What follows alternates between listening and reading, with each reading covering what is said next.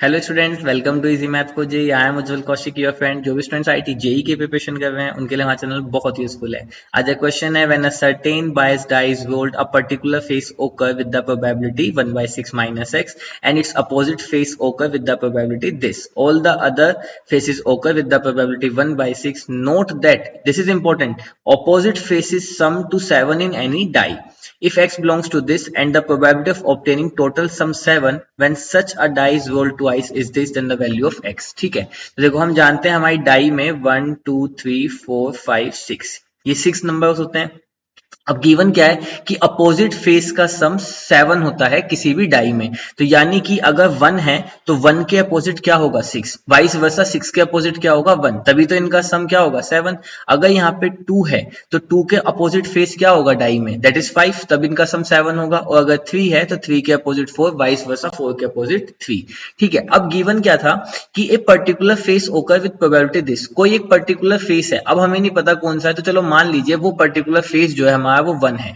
ठीक है, अब 1 के लिए जो हमें प्रोबेबिलिटी गिवन है वो मैं यहाँ पे लिख देता हूं कि प्रोबेबिलिटी ऑफ 1 क्या गिवन है, दैट इज 1/6 माइनस एक्स। तो उस एंड इट्स अपोजिट फेस होगा, तो 1 के अपोजिट क्या था 6, तो यानी कि जो प्रोबेबिलिटी ऑफ ऑकरिंग ऑफ 6 हो जाएगी वो कितनी हो जाएगी 1/6 प्लस एक्स।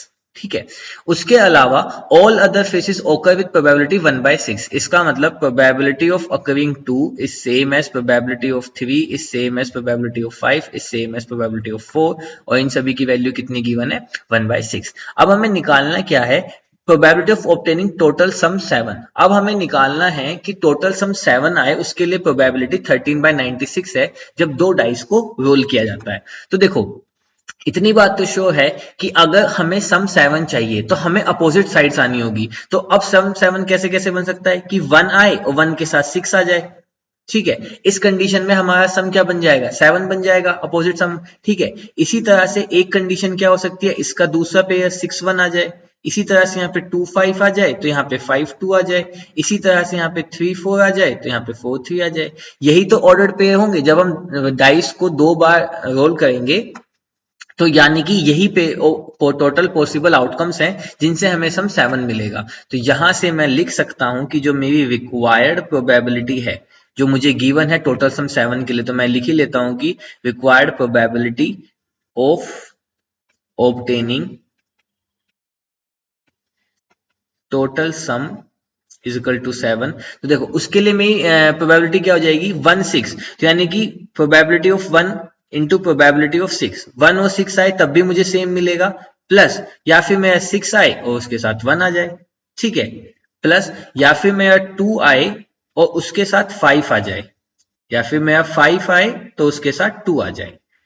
फिर एक और कंडीशन क्या है, या फिर मेरा 3 आए तो उसके साथ 4 आ जाए, या फिर 4 आए तो उसके साथ 3 आ जाए। ठीक है, यही कंडीशंस हैं। अब देखो ध्यान देने वाली बात क्या है कि प्रोबेबिलिटी ऑफ 1 अगर मुझे जो गिवन है वो है 1/6 माइनस एक्स, और प्रोबेबिलिटी ऑफ 6 कितनी गिवन है 1/6 प्लस एक्स।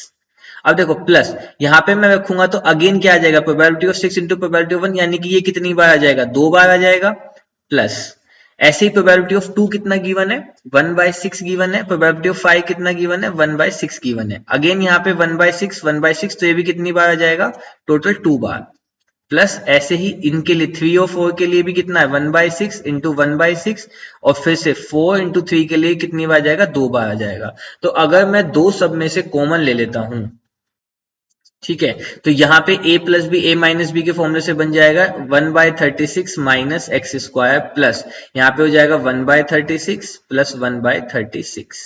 ठीक है, क्योंकि 2 कहाँ चला गया हमारा बाहर। अब ये प्रोबेबिलिटी मुझे किसके इक्वल गिवन थी, ये प्रोबेबिलिटी मुझे गिवन थी 13/96 के, 13/96 के।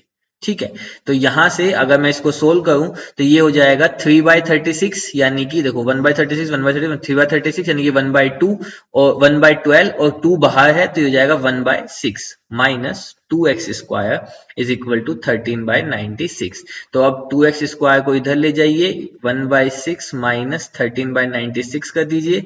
तो यहां से अब अगर मैं इसको एलसीएम लेके सोल्व करता हूं तो ये कितना हो जाएगा 2x square is equal to 96। तो यहाँ पे आ जाएगा 16 माइनस और ये कितना हो जाएगा 96, तो ये कितना हो जाएगा 13, है ना। तो यहाँ से हो गया 2x² इज इक्वल टू 3/96। तो यहाँ से आ गया x² इज इक्वल टू 3 से काटेंगे तो 1/3 2। तो नीचे आएगा x² इंटू 2 ये वाला, x² इज इक्वल टू 1/64। तो यहाँ से मेरे x की वैल्यू कितनी आ गई, प्लस माइनस 1/8। अब हमें गिवन था क्वेश्चन में कि x जो है वो बिलोंग कर रहा है 0 से 1/6 के बीच में, तो यहाँ से x की वैल्यू कितनी आ जाएगी, प्लस का 1/8, and that is our right answer. I hope you are able to understand the video. If you have still doubt, you can ask to me into the comment box. Thank you very much. Please subscribe the channel. Be happy.